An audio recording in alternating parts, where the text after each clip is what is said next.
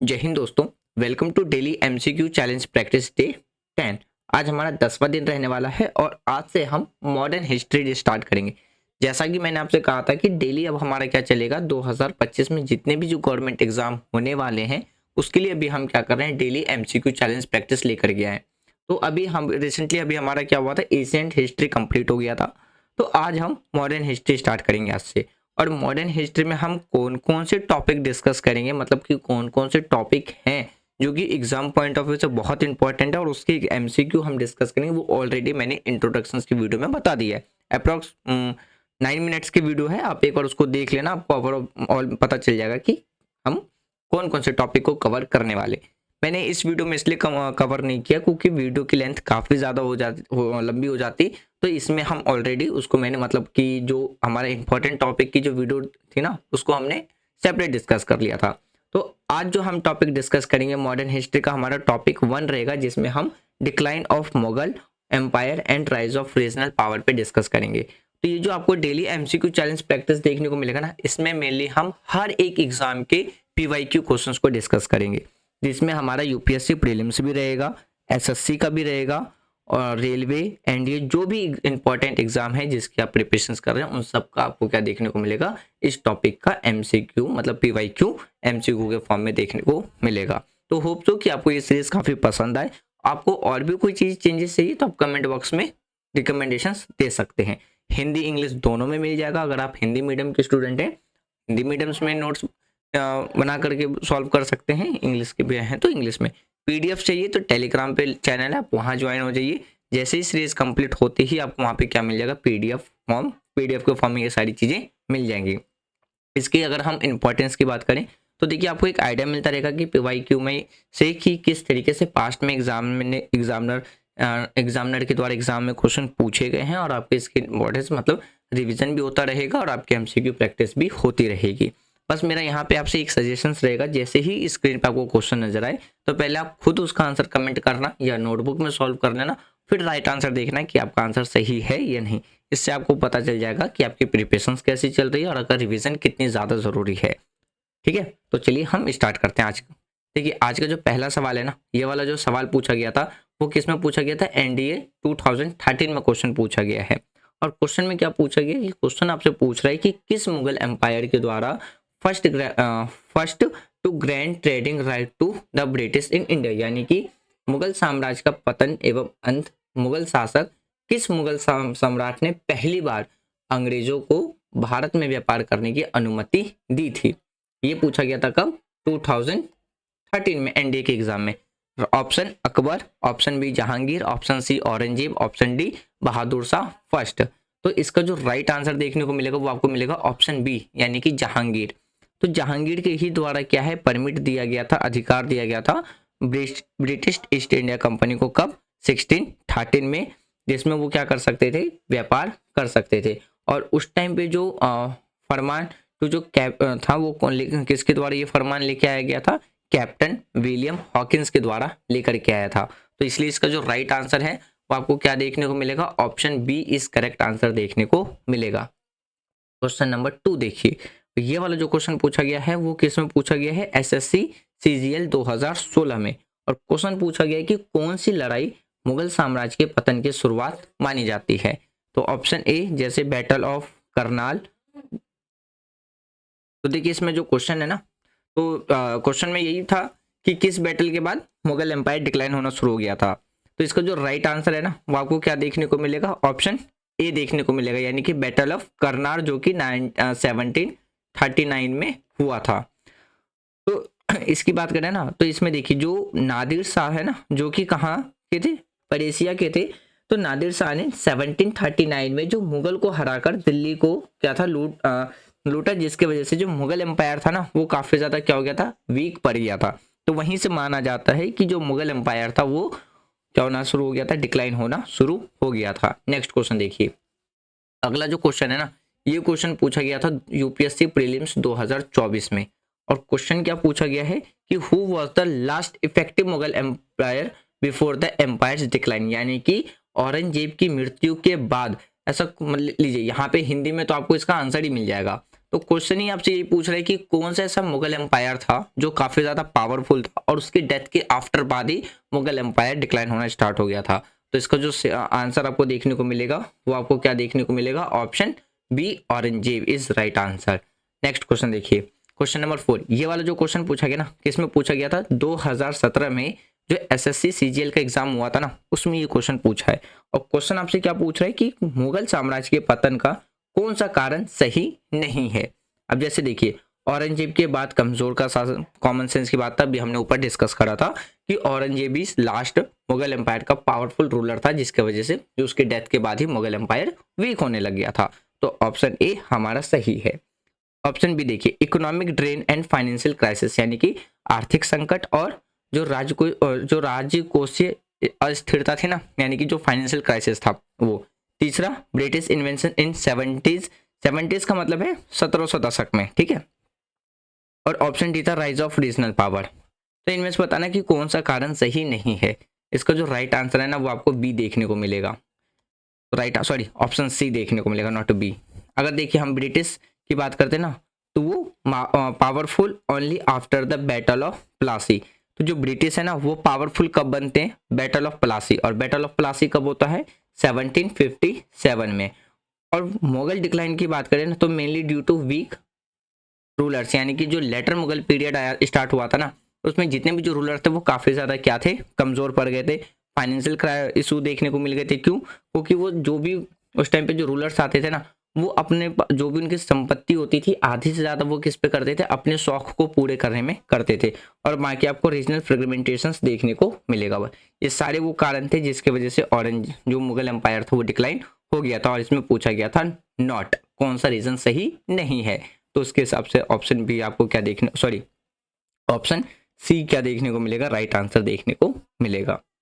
Next question देखिए, ये वाला क्वेश्चन पूछा गया था यूपीएससी प्रीलिम्स 2015 में। क्वेश्चन क्या पूछा है कि 1857 की जो रिवोल्ट हुआ था ना, उसके बाद मुगल शासक को ब्रिटिश ने बंदी बनाकर रंगून भेज दिया था। तो मतलब किस शासक को बना करके रंगून भेजा था। Option A Akbar second, option B Bahadur Shah Zafar, option C था शाहजहां एंड ऑप्शन डी था आलमगीर सेकंड। तो राइट आंसर आपको ऑप्शन बी देखने को मिलेगा, यानी कि बहादुर शाह जफर। और यही लास्ट मुगल रूलर भी थे। तो बहादुर शाह जफर की बात करें ना, ये कौन थे, लास्ट मुगल एम्पायर के रूलर थे। और जैसे ही 1857 का रिवोल्ट होता है तो अंग्रेजी ने कहाँ भेज देते हैं, रंगून भेज देते हैं, जो कि कहाँ पे था, म्यांमार में था। तो वहीं पे उनकी क्या होती है, मृत्यु हो जाती है। तो राइट आंसर आपको क्या देखने को मिलेगा, ऑप्शन बी देखने को मिलेगा। नेक्स्ट क्वेश्चन देखिए, अगला जो क्वेश्चन है ना, इसमें आपसे क्या पूछ रहा है, who was the founder of Maratha empire. और ये क्वेश्चन कब पूछा गया था, तो ये क्वेश्चन पूछा गया था एसएससी सीजीएल 2018 में। राइट आंसर आपको क्या देखने को मिलेगा, ऑप्शन बी शिवाजी। तो शिवाजी के द्वारा ही क्या है, मराठा एम्पायर की स्थापना की गई थी। कब, तो 1674 में। और उनके उनके द्वारा ही जो क्राउन छत्र, यानी कि जो उन्हीं को क्या है, छत्रपति घोषित कर दिया गया था। तो right answer is option B is correct answer. Next question देखिए, ये वाला क्वेश्चन पूछा गया था यूपीएससी प्रीलिम्स 2016 में। अब क्वेश्चन क्या पूछा गया है, द टर्म, अगर हम मराठा शासन में बात करें ना, चौथ, तो चौथ का जो चौथ कर है वो इसका मतलब क्या है, यानी कि जो मराठा एम्पायर में जो चौथ है ना, इसका मतलब क्या है।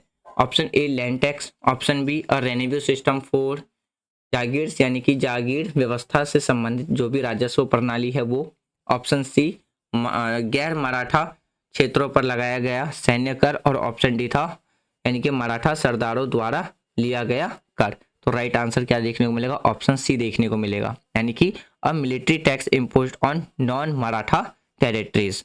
तो इसमें जो चौथ है ना, जो कि 1/4 यानी कि जो 25% है ऑफ रेवेन्यू कलेक्शंस फ्रॉम किससे लिया जाता था, जो कि नॉन मराठा रीजन से थे, उनके प्रोटेक्शंस के लिए। तो राइट आंसर आपको क्या देखने को मिलेगा, ऑप्शन सी देखने को मिलेगा। क्वेश्चन नंबर 8, ये क्वेश्चन पूछा गया था एसएससी सीजीएल 2019 में। क्वेश्चन आपसे क्या पूछ रहा है कि जो अष्टप्रधान है, ठीक है, नामक जो मंत्री परिषद है वो किसके द्वारा शुरू किया गया था। Option A Bajirao first, option B Shivaji, option C ई राजा राम और ऑप्शन डी है Balaji Vishwanath. Right answer is option B Shivaji.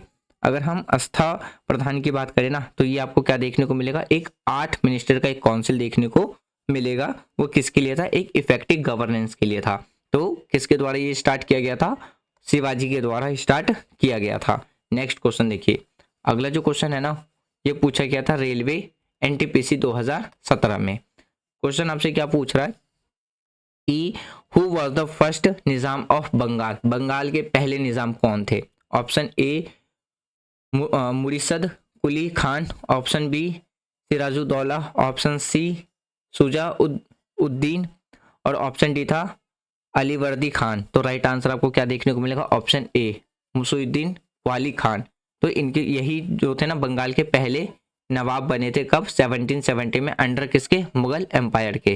तो राइट आंसर आपको क्या देखने को मिलेगा, ऑप्शन ए देखने को मिलेगा। क्वेश्चन नंबर 10, ये कब पूछा गया था, यूपीएससी प्रीलिम्स 2018 में ये क्वेश्चन पूछा गया था। पूछा क्या गया, द बैटल ऑफ प्लासी जो 1757 में था वो किसके बीच में लड़ा गया था।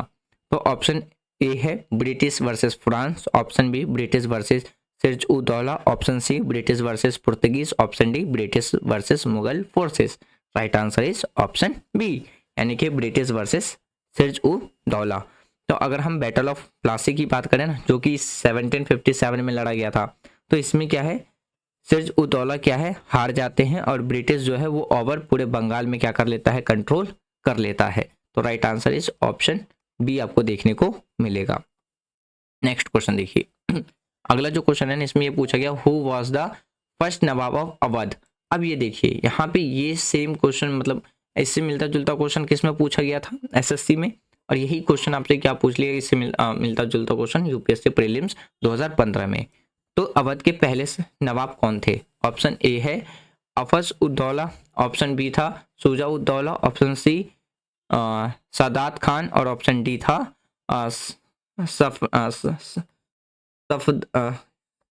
सफदरगंज। तो right answer is option C देखने को मिलेगा, यानी कि सादत खान। सादत खान की बात करते हैं, उनके द्वारा ही अपॉइंट किया गया था as a Nawab of Awadh, कब, 1722 में, जो कि किसके द्वारा, मुगल एम्पायर्स में और मोहम्मद शाह, मुगल एम्पायर में जो मोहम्मद शाह थे ना उनके द्वारा। क्वेश्चन नंबर 12 देखिए, ये वाला क्वेश्चन कब पूछा गया था, एसएससी सीजीएल 2019 में। क्वेश्चन आपसे क्या पूछ रहा है कि ब्रिटिश ने अवध को कब अपने साम्राज्य में मिला लिया था। Option A 1757, option B 1856, option C 1835 and option D 1805। Right answer is 1856, यानी कि ऑप्शन बी। तो ब्रिटिश के द्वारा जो अवध है ना उसको कब मिला लिया गया था, तो 1856, doctrine of lapse just for, यानी कि जो 1857 का रिवॉल्ट हुआ था ना उससे जस्ट पहले। तो राइट आंसर आपको क्या देखने को मिलेगा, option B is correct answer देखने को मिलेगा। नेक्स्ट क्वेश्चन देखिए, ये वाला जो क्वेश्चन है ना वो किस में पूछा गया था, एनडीए 2018 में पूछा गया था।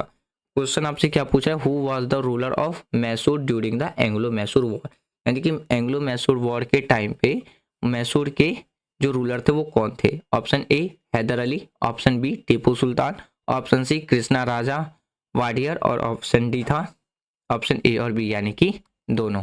तो राइट आंसर आपको क्या देखने को मिलेगा, ऑप्शन डी देखने को मिलेगा, दोनों। अगर हम हैदर अली की बात करें ना, इनके जो बेटे थे वो कौन थे, टीपू सुल्तान थे। तो हैदर अली और टीपू सुल्तान दोनों के द्वारा ही क्या है, बैटल ऑफ जो मैसूर वॉर है वो लड़ा गया था। तो अगर हम टीपू सुल्तान की बात करें ना, उनके द्वारा जो बैटल ऑफ मैसूर लड़ा गया था वो कौन सा वॉर लड़ा गया था, 4th वॉर लड़ा गया था, जिसमें टीपू सुल्तान मारे गए थे। तो right answer is option D देखने को मिलेगा। नेक्स्ट क्वेश्चन देखिए, ऑप्शन मतलब जो क्वेश्चन है ये किस में पूछा गया था, 2014 में पूछा गया था।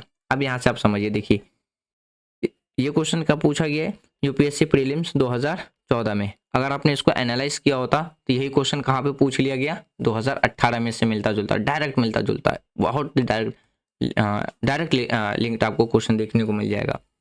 तो जैसे टीपू सुल्तान की जो डेथ हुई थी वो किस बैटल में हुआ था। Option A first Anglo Mysore war, option B third Anglo Mysore war, option C 4th Anglo Mysore war और option D 2nd Anglo Mysore war. Right answer is option C, यानी कि जो टीपू सुल्तान की जो मौत हुई थी ना वो कब हुई थी, 1799, जिसमें वो 4th जो मैसूर वॉर लड़े थे ना ब्रिटिश के साथ, तो उनमें क्या हो गई थी, उनकी हार, मतलब उनकी जो डेथ थी वो हो गई थी। तो इसलिए इसका जो राइट आंसर देखने को मिलेगा वो क्या मिलेगा, ऑप्शन सी देखने को मिलेगा। नेक्स्ट क्वेश्चन देखिए, आज का जो लास्ट क्वेश्चन है, ये क्वेश्चन पूछा गया था यूपीएससी प्रीलिम्स 2017 में। क्वेश्चन क्या पूछा गया है कि which ruler establish Hyderabad as an independent state in 1724, यानी कि किस रूलर्स के द्वारा 1734 में हैदराबाद की स्थापना की गई थी एक इंडिपेंडेंट नेशन के तौर पे। Option A Mir Jafar, option B Mir Qasim, option C Nizam ul Mulk और ऑप्शन डी टीपू सुल्तान। देखिए टीपू सुल्तान तो हो नहीं सकता, ये भी होगा नहीं, ये भी होगा नहीं। राइट आंसर आपको क्या देखने को मिलेगा, सी देखने को मिलेगा, यानी कि निज़ाम उल मुल्क। तो इनके द्वारा ही क्या था, हैदराबाद की स्थापना की गई थी और एक निज़ाम डायनेस्टी की। कब, तो 1724 में। और हैदराबाद को क्या बनाया था, मुगल एम्पायर से लेकर के एक इंडिपेंडेंट नेशन यानी कि एक इंडिपेंडेंट स्टेट बनाया था। तो right answer is option C. तो फ्रेंड्स उम्मीद करता हूँ कि जो हमारा PYQ सीरीज था ना, जिसमें हम तो MCQ प्रैक्टिस कर रहे हैं, वो आपको पसंद आया होगा। आपका जैसा भी फीडबैक है ना, आपको जैसा भी लगा, आप जरूर कमेंट बॉक्स में बताइएगा। वीडियो पसंद आ रही है तो वीडियो को लाइक कर सकते हैं, शेयर कर सकते हैं, चैनल को सब्सक्राइब कर सकते हैं। नेक्स्ट टॉपिक में हम कौन सा टॉपिक डिस्कस करेंगे, ये सारी चीज़ें मैंने आपको ऑलरेडी बता रखी है। अगर आपको वीडियो पसंद आ रही है तो आप वीडियो को शेयर कर सकते हैं। Thanks for watching friend, take care, जय हिंद।